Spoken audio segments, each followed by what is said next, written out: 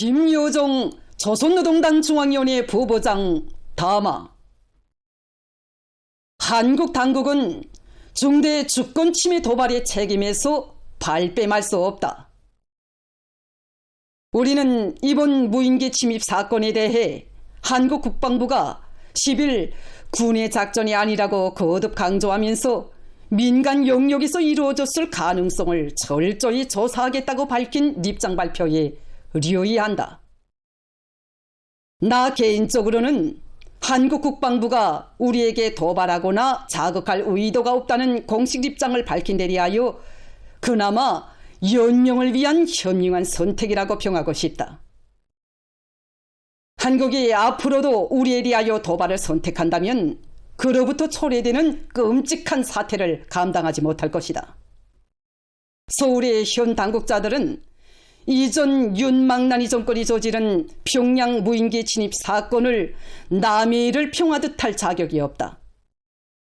어느 정권이 저지른 일인가 하는 것은 그 집안 내부에서나 날 일이지 윤가가 저질렀든 리가가 저질렀든 우리에게 있어서는 똑같이 한국이 조선민주주의인민공화국의 신성 불가침의 주권에 대한 엄중한 도발로 된다.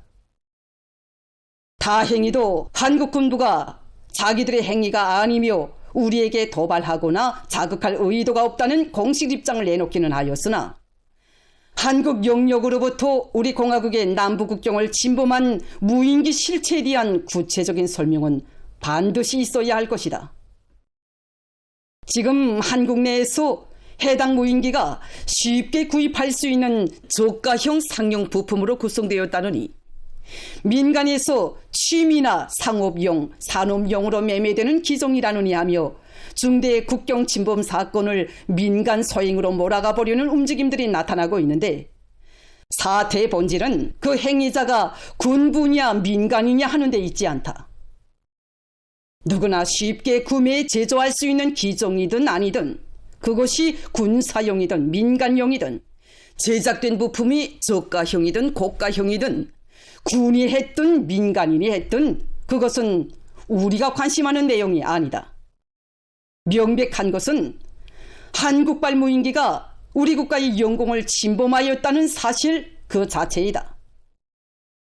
무인기에 기록된 촬영 자료들이 한국이 관심을 가질 수 있는 우라늄 광산과 침전지, 이전 개성공업지구와 우리의 국경 초소들이라는 엄연한 사실과 실제로 무인기에 내장되어 있는 비행 계획과 비행 이력은 어떻게 설명하겠는가 하는 것이다. 설사 군용 무인기가 아니라면 주권 침해가 아니라는 론고라도 펼 삽돌이가 아닌지 모르겠다. 명백히 해두지만 그 행위자가 누구이든 설사 민간단체나 개인의 소행이라 해도 국가안보의 주체라고 하는 당국이 그 책임에서 벗어날 수는 없다. 첨단 기술을 활용한 실시간 드론 탐지 및 대응 시스템이요 민, 관, 군, 경이 협력하는 다층적 방어체계を보유하면서 물 셀 틈 없는 방공망을 떠들어대던 군부가 접경지역에서 그것도 백주에 발진하여 저공으로 국경을 횡단하는 비행물체에 대해 모른다고 잡아떼는 것은 저들 국민들로부터도 역벌이감이 될 것이다.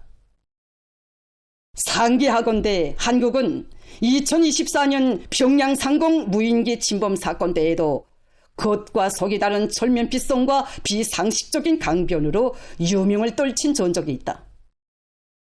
한국 당국은 중대 주권 침해 도발에 대한 책임에서 절대로 벗어날 수 없으며 그 대가에 대하여 심중히 고민해야 할 것이다. 만약 한국 당국이 민간단체 소행으로 발뺌하려 든다면 하여 그것이 주권 침해로 되지 않는다는 논리를 펴려고 시도한다면 아마도 조선민주주의인민공화국 영내에서 민간단체들이 날리는 수많은 비행물체들의 출현을 목격하게 될 것이다. 어쨌든 이번 한국발 무인기 침범 사건은 또다시 우리로 하여금 한국이라는 불량배 쓰레기 집단에 대한 더욱 명백한 표상을 고치는 데 커다란 도움을 주었다. 2026년 1월 10일 평양